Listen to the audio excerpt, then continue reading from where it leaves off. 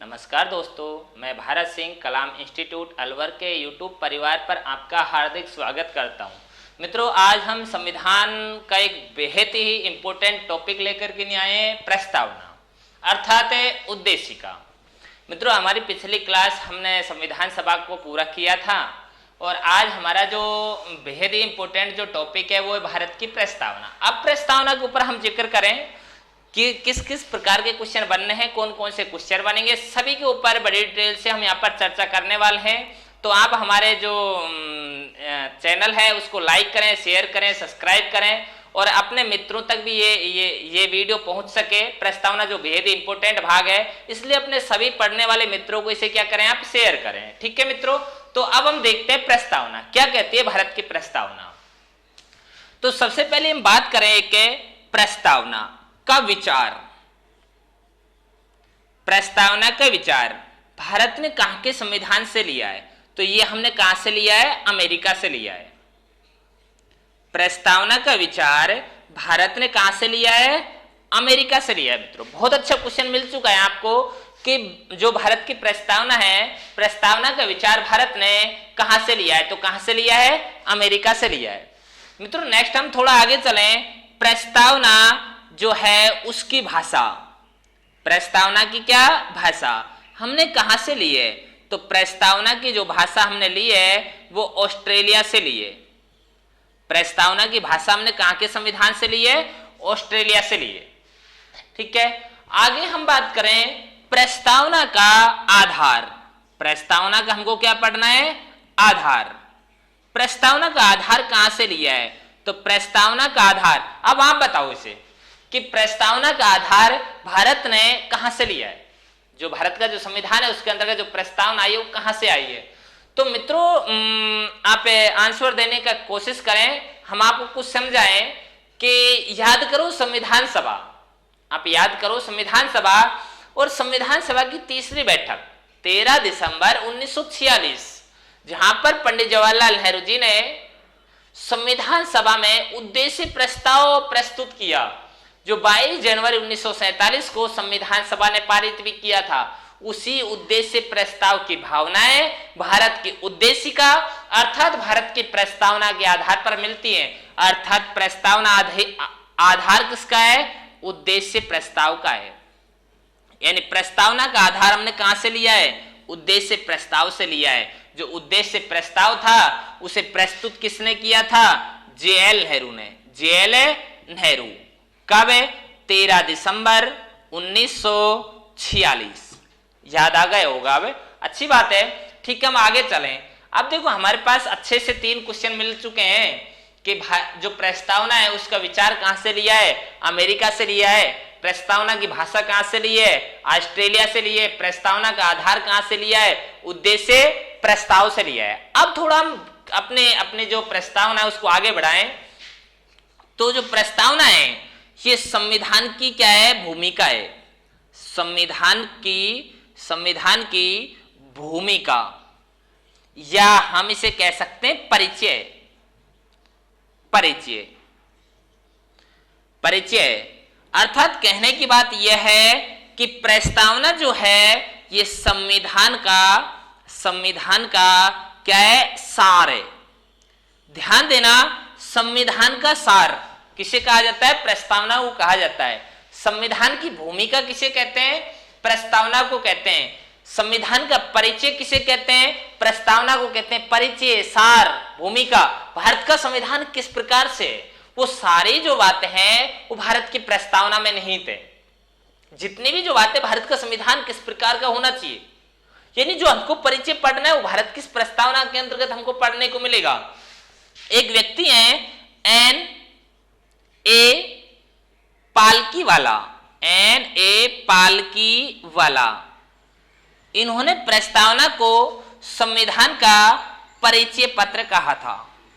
परिचय पत्र यानी प्रस्तावना को संविधान का परिचय पत्र है। अगर किसी ने कहा है तो किसने कहा है? N.A. पालकीवाला ने कहा है। N.A. पालकीवाला ने प्रस्तावना को संविधान का क्या कहा है? परिचय पत्र कहा है। जबकि संविधान का सार क्या है? प्रस्तावना है। संविधान की भूमिका क्या है? प्रस्तावना है। संविधान का परिचय भी क्या है? प्रस्तावना है। अच्छा मित्रों, हमने इतनी बातें पढ़ी कि प्रस्तावना जो है, प्रस्तावना का विचार अमेरिका से लिया है। हाँ मित्रों, एक बात याद रखना, क्वेश्चन सीधा से ही आ जाए कि भारत ने प्रस्तावना कहां से ली। ना विचार का क्वेश्चन आया, ना भाषा का क्वेश्चन आया, ना आधार का आया, और क्वेश्चन आपके पास यह है कि भारत ने प्रस्तावना कहां के संविधान से लिए, कहां से प्रभावित है। तो ध्यान रखना, आपको अमेरिका आंसर देना है। ठीक है, प्रस्तावना की भाषा जो है, जब भाषा का क्वेश्चन आए तो आपको कहां पर चलना है, ऑस्ट्रेलिया चलना है। आधार का क्वेश्चन आए तो उद्देश्य प्रस्ताव को मानना है। ठीक है, संविधान की भूमिका, संविधान का परिचय, संविधान का सार किसे कहा जाता है, प्रस्तावना को कहा जाता है। और संविधान जो प्रस्तावना है, प्रस्तावना को संविधान का परिचय पत्र किसने कहा है, एन.ए. पालकीवाला ने कहा है। अब मित्रों, हमारे पास जो हमारी संविधान प्रस्तावना है, हम भारत के लोग भारत को एक संपूर्ण प्रभुत्व संपन्न समाजवादी पंथ निरपेक्ष लोकतांत्रिक गणराज्य बनाने के लिए सामाजिक आर्थिक राजनीतिक न्याय, ये जो हमारी प्रस्तावना है, इसकी यदि हम बात करें, हम भारत के लोग भारत को एक, अर्थात यहां पर आप देखें पूरी प्रस्तावना को जब हम पढ़ें कि भारत शब्द का उल्लेख, भारत शब्द प्रस्तावना में कितनी बार आया है, 2 बार आया है। भारत शब्द भारत की प्रस्तावना में कितनी बार मिला है, इनको 2 बार। हम भारत के लोग भारत को एक, तो यहां पर जो प्रस्तावना है उसमें भारत शब्द का उल्लेख कितनी बार हुआ है, 2 बार। अच्छा, प्रस्तावना में जो भारत है, भारत के जो व्यक्ति हैं, भारत के क्या व्यक्तियों को कितने नामों से जान रहे हैं, कितने नामों से जान रहे हैं, तो कितने नामों से जान रहे हैं, 2 नामों से जान रहे हैं। हम भारत के लोग हैं, तो देखिए पहला जो नाम है, हमारा है लोग, यानी किस नाम से जान रहे हैं, लोग। और दूसरा जो है वो नागरिकों,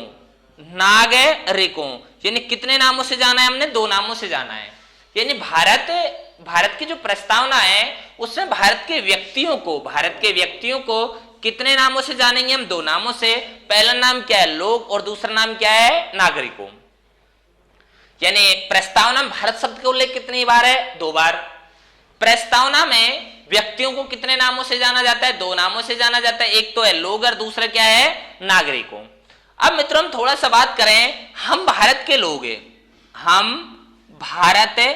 भारत के लोग हैं, हम भारत के जो लोग हैं, इसका तात्पर्य क्या है, इसका तात्पर्य है कि भारत की जो शक्ति है, भारत की क्या शक्ति, वो जनता में निहित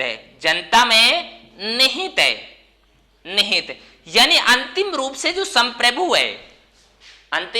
संप्रभु है। देखो एक क्वेश्चन आपके पास आए, भारत में संप्रभु है, भारत की जनता, राष्ट्रपति, भारत का संविधान, भारत की संसद। तो ध्यान रखना, अंतिम रूप से जो संप्रभु है, जो शक्ति किसके हाथों में, वो जनता के हाथों में। ये बात प्रस्तावना के अंतर्गत आती है। हम भारत के लोग, यानी भारत की जो शक्ति है, भारत की जो संप्रभु है, वो किसके अंतर्गत निहित है, भारत की जनता में निहित है।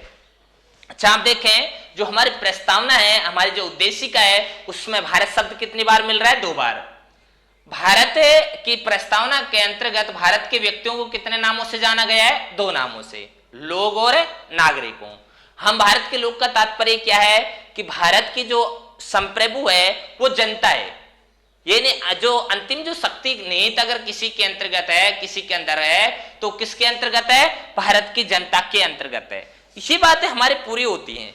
अब हम बात करें कि भारत की प्रकृति, देखो हमने कहा था कि ये प्रस्तावना जो है ये संविधान का परिचय, प्रस्तावना क्या है, संविधान का परिचय, अर्थात भारत की प्रकृति कैसी है, यानी भारत की जो प्रकृति है, भारत का जो संविधान है वो क्या क्या है, क्या क्या बातें कहता है। तो आप समझे थोड़ा सा कि प्रकृति की यदि हम बात करें तो प्रकृति में क्या क्या बातें आती हैं। यानी भारत की प्रकृति, देखिए प्रकृति में आप समझें, और इसके अंतर्गत 5 बातें, कितनी बातें, 5। देखें आप, पहला है संप्रभु, पहली। दूसरी की यदि हम बात करें समाजवादी, तीसरी की बात करें पंथ निरपेक्ष, पंथ निरपेक्ष। चौथी की बात करें लोकतांत्रिक, लोकतांत्रिक। और पांचवी की बात करें गणराज्य, गणराज्य। ये पांच भारत की प्रकृति, संप्रभु, समाजवादी, पंथ निरपेक्ष, लोकतांत्रिक और गणराज्य। आपको याद रखना, एक एक शब्द याद रखना है। भारत की प्रकृति कितने प्रकार से? पांच। संप्रभु है, समाजवादी है, संप्रभु है, समाजवादी है, पंथ निरपेक्ष है, लोकतांत्रिक है और गणराज्य है। ये पांच प्रकृतियां आपको याद हुई हो, संप्रभु, समाजवादी, पंथ निरपेक्ष, लोकतांत्रिक और गणराज्य। अब हम बात करें इनके उद्देश्य। उद्देश्य देखिए, उद्देश्य में क्या बातें आई हैं। उद्देश्य की हमको बात करनी है। पहला है न्याय, दूसरी बात करें स्वतंत्रता, स्वतंत्रता, तीसरी बात करें समता और चौथी यदि हम बात करें बंधुता, बंधुता। यानी उद्देश्य के अंतर्गत पहला हमको क्या मिला? न्याय, दूसरा क्या है? स्वतंत्रता, तीसरा क्या है? समता, चौथा क्या है? बंधुता। यानी भारत की जो प्रस्तावना है, भारत का जो संविधान है, उसमें न्याय कितने प्रकार से, स्वतंत्रताएं कौन कौन सी दी गई हैं, समता, समानता और बंधुता, इन सभी के ऊपर जिक्र करेंगे। सबसे पहले हमने देखी है भारत की प्रकृति, संप्रभु है, समाजवादी है, पंथ निरपेक्ष है, लोकतांत्रिक है, गणराज्य है। अब इसके उद्देश्य न्याय, स्वतंत्रता, समता, बंधुता। अब न्याय की बात करेंगे हम, यानी न्याय कितने प्रकार से प्रदान किया गया है। तो तीन न्याय, सामाजिक, सामाजिक, दूसरा है आर्थिक, आर्थिक और तीसरा है राजनीतिक, राजनीतिक। यानी न्याय, कितने न्याय हो गए हैं? तीन, सामाजिक, आर्थिक, राजनीतिक न्याय। सामाजिक, आर्थिक, राजनीतिक न्याय याद करो, मेरे साथ साथ बोलने का प्रयास करें। सामाजिक, आर्थिक, राजनीतिक न्याय। मित्रों, हमारी जो प्रस्तावना जैसे भी है, बड़ी अच्छी हमारी प्रस्तावना है, बड़ी बड़ी अच्छी अच्छी इसके अंतर्गत बातें हैं। हो सकता है आपको थोड़ी सी कोई परेशानी आ रही हो याद करने में, आप हमारे वीडियो को लगातार अंत तक जरूर देखें, ठीक है? अंत तक जरूर देखें। एक बार मेरा मानना है, एक बार प्रस्तावना को आप पूरी को जरूर देखें, फिर आप देखिए, आपको पता चलेगा कि वास्तव में कितनी अच्छे अच्छे यहाँ पर क्वेश्चन आपको मिले। और अगर याद नहीं हो रहा है, 2 बार देखो वीडियो को, 3 बार देखो, देखें, बार बार देखें। जितनी बार आप देखोगे उतने ही आपको अच्छे से याद होगी, ठीक है? तो देखो, न्याय, न्याय आप मेरे साथ बोलने का प्रयास करें। सामाजिक, आर्थिक, राजनीतिक न्याय, सामाजिक, आर्थिक, राजनीतिक न्याय, सामाजिक, आर्थिक, राजनीतिक न्याय। न्याय कितने प्रकार के हो गए? 3। अब चलते हैं स्वतंत्रताएं। तो भारत की जो प्रस्तावना है, इसमें स्वतंत्रता की बात करें, 5 प्रकार की स्वतंत्रताएं प्रदान की गई हैं। पहले देखें विचार, अभिव्यक्ति, अभिव्यक्ति, विश्वास, धर्म और उपासना। और क्या ये? उपासना। यानी स्वतंत्रताएं कितने प्रकार की हो गई हैं? 5 प्रकार की स्वतंत्रताएं, विचार, अभिव्यक्ति, विश्वास, धर्म, उपासना। अभिव्यक्ति, विचार, अभिव्यक्ति, विश्वास, धर्म, उपासना। विचार, अभिव्यक्ति, विश्वास, धर्म और उपासना याद होनी चाहिए। समता, तो देखो समताएं 2 प्रकार की हैं। समता कितने प्रकार की समता दी गई है? 2 प्रकार की समता दी गई है। पहली है अवसर, अवसर, और दूसरी है प्रतिष्ठा। अवसर व प्रतिष्ठा 2 क्या दी गई है हमको? समताएं भी दी गई हैं। अब आप देखें यहां पर कि हमारे पास में बंधुता, इस बंधुता के अंतर्गत एकता और अखंडता शब्द में मिलते हैं। कर रहे हैं प्रकृति के अंतर्गत 5 बातें आई थी, संप्रभु, समाजवादी, पंथ निरपेक्ष, लोकतांत्रिक और गणराज्य। उद्देश्य को जो हमने पढ़ा उसमें न्याय, स्वतंत्रता, समता और बंधुता। न्याय के अंतर्गत 3 न्याय है, याद रखना कितने न्याय है? 3। सामाजिक, आर्थिक, राजनीतिक न्याय। स्वतंत्रता विचार, अभिव्यक्ति, विश्वास, धर्म और उपासना। समानता की बात करें, समता की यदि हम बात करें तो अवसर और प्रतिष्ठा, 2 समता है। बंधुता के अंतर्गत एक शब्द और मिलते हैं, एक एकता और अखंडता। इस प्रकार ये सारी की सारी जो बातें हैं हमारी किसमें मिलती हैं? प्रस्तावना के अंतर्गत मिलती हैं कि भारत एक संप्रभु है, भारत एक समाजवादी है, भारत एक पंथ निरपेक्ष है, धर्म निरपेक्ष देश है। देखो क्वेश्चन आपके पास आए कि भारत एक धर्म निरपेक्ष देश है, ये किसके अंतर्गत निहित है? तो भारत एक धर्मनिरपेक्ष देश है। इस बात को जो साबित करती है हमारी प्रस्तावना करती है। देखो ध्यान ये देना, हम एक अनुच्छेद पढ़ेंगे 25, हम एक अनुच्छेद पढ़ेंगे 25 और वहां पर हमें धार्मिक स्वतंत्रता मिलेगी। वहां पर ध्यान ये भी देना है कि अनुच्छेद 25 में भारत एक धर्मनिरपेक्ष देश है, इसकी भावना है, जबकि भारत एक पंथ निरपेक्ष, एक धर्मनिरपेक्ष देश है। ये बात किसके अंतर्गत आई है? प्रस्तावना में आ रही है। भारत एक लोकतांत्रिक है, भारत एक गणराज्य है।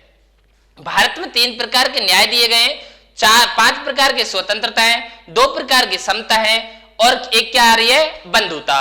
अब हमने सभी बातें पढ़ी, अब हम हमारी प्रस्तावना को आगे बढ़ाएं।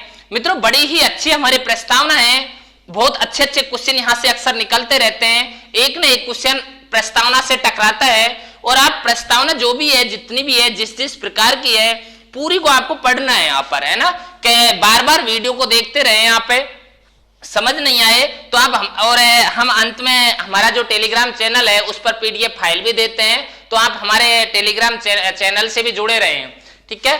अब मित्रों हम हमारी बात को आगे बढ़ाएं कि देखें हम हमारे पास में सामाजिक, आर्थिक है और राजनीतिक, ये 3 न्याय हैं। सामाजिक, आर्थिक, राजनीतिक न्याय हमने कहां से लिए कि सामाजिक, आर्थिक, राजनीतिक न्याय भारत ने कहां से लिए? बड़ा अच्छा क्वेश्चन है कि प्रस्तावना के अंतर्गत सामाजिक, आर्थिक, राजनीतिक न्याय कहां से लिए। देखिए मित्रों ऐसी एक और क्वेश्चन मिलता है, स्वतंत्रता,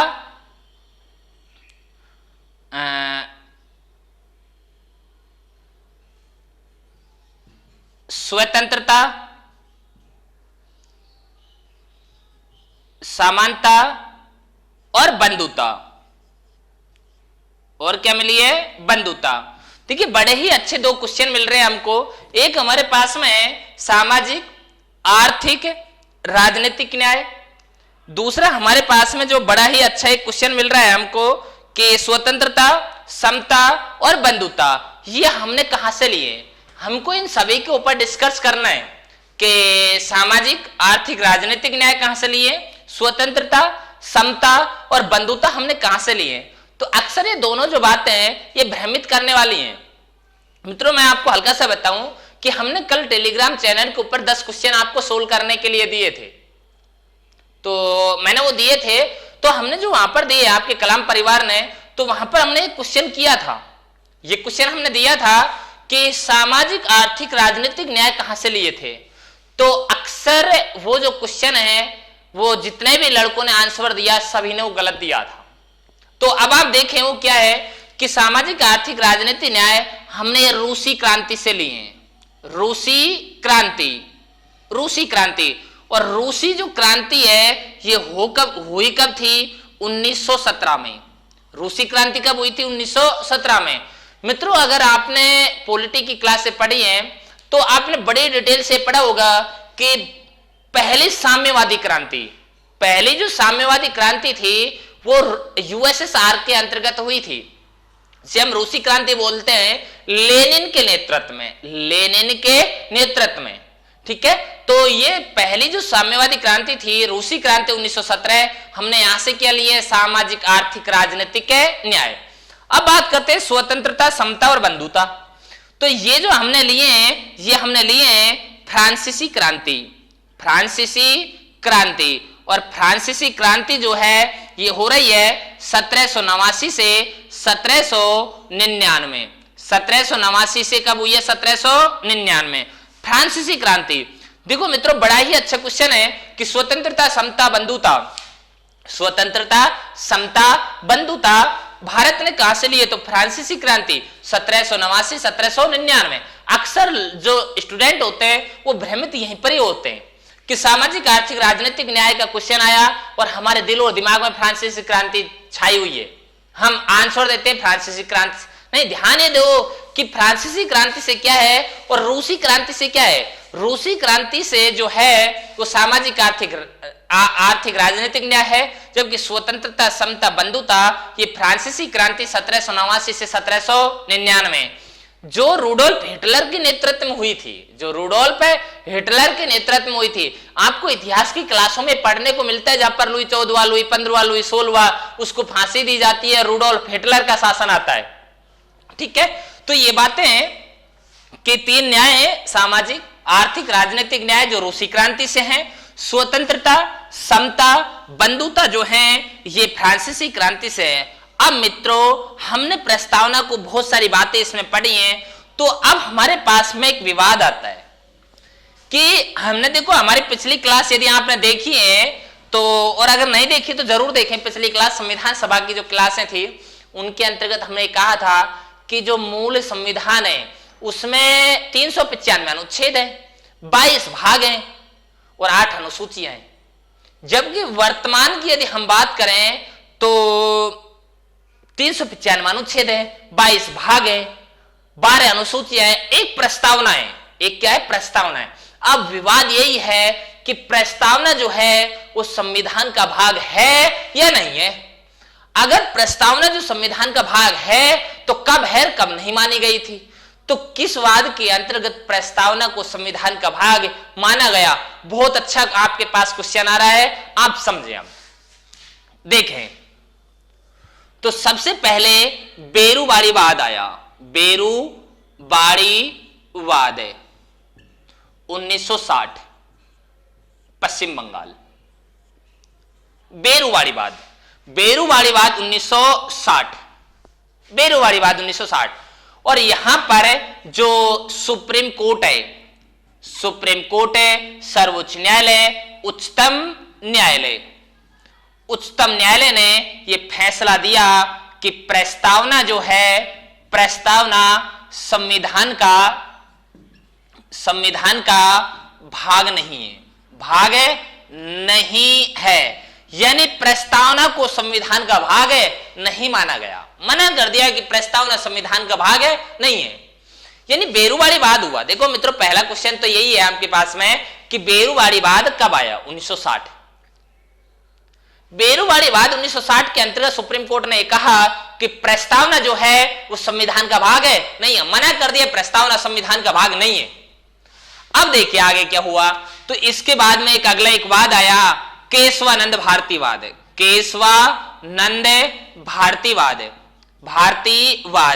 1973 केरल राज्य से ताल्लुक रखता है। बड़ा ही इंपॉर्टेंट वाद है और भारतीय संविधान, भारतीय इतिहास का सबसे बड़ा वाद केशवानंद भारतीवाद।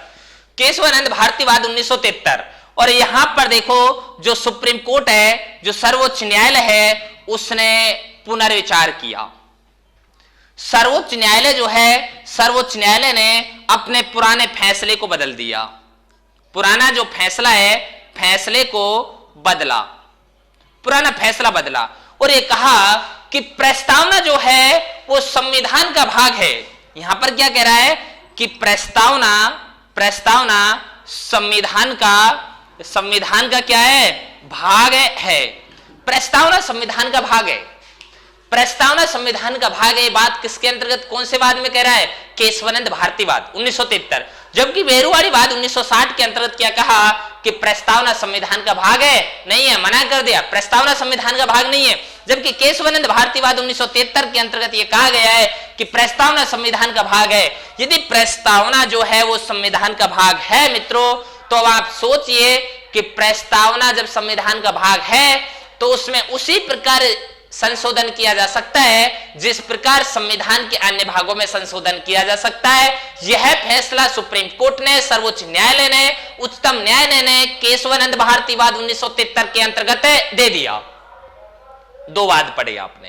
पहला समझे भेरूवाड़ी वाद 1960, जहां पर सुप्रीम कोर्ट ये कह रही है कि प्रस्तावना संविधान का भाग नहीं है, जबकि केशवानंद भारतीवाद 1973 बनाम केरल राज्य कह रहा है कि प्रस्तावना संविधान का भाग। सुप्रीम कोर्ट यहां पर अपने पुराने निर्णय को बदला और नया निर्णय यह दिया कि प्रस्तावना संविधान का भाग है और इसमें उसी प्रकार संशोधन किया जा सकता है जिस प्रकार संविधान के अन्य भागों में क्या किया जाता है, संशोधन किया जाता है। मित्रों, दो वाद पढ़े आपने, भेरूवाड़ी वाद 1960, केशवानंद भारतीवाद 1973।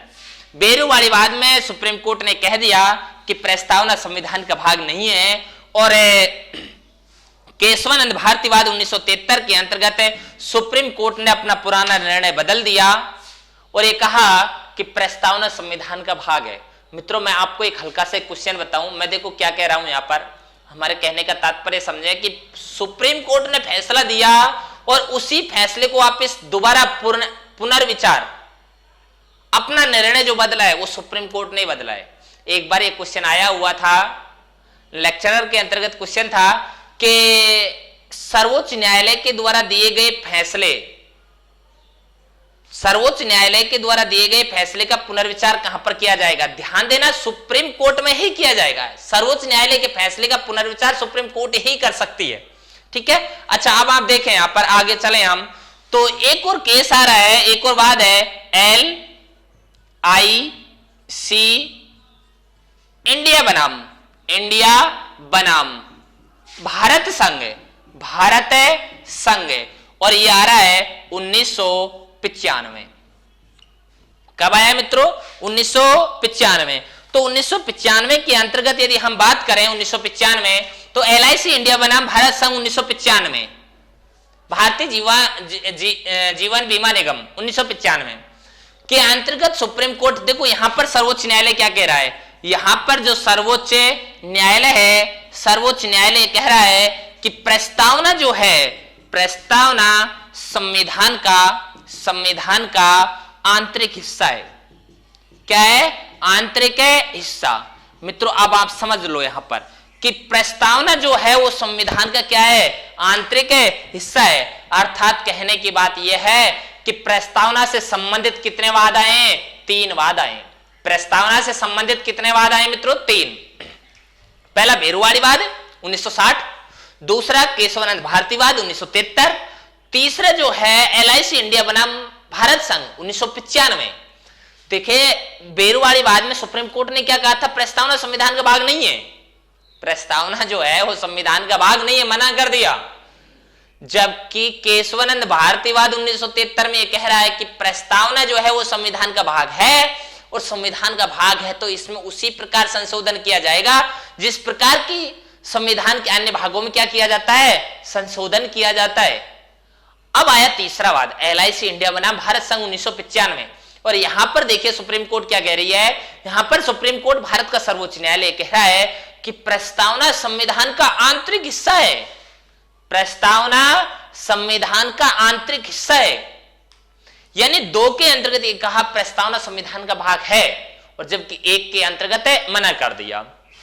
3 वाद हुए, भेरूवाड़ी वाद, केशवानंद भारतीवाद और LIC इंडिया बनाम भारत संघ 1995। ये तीनों वाद जो हैं किससे ताल्लुक रखते हैं? प्रस्तावना से। 1 में नहीं माना पहले वाले में, जबकि 2 में ये मान लिया प्रस्तावना संविधान का भाग है। अब देखिए, हमने हमारी प्रस्तावना की जितनी भी बातें थी हमने पढ़ी, लेकिन कुछ विद्वान हैं और प्रस्तावना के बारे में कौन क्या कहता है इसके ऊपर भी जिक्र करते हैं। जैसे हमने फर्स्ट में ही पढ़ा था कि N.A. पालकीवाला ने प्रस्तावना को भारतीय संविधान का परिचय पत्र माना। क्या माना था? परिचय पत्र। अब आप आगे देखें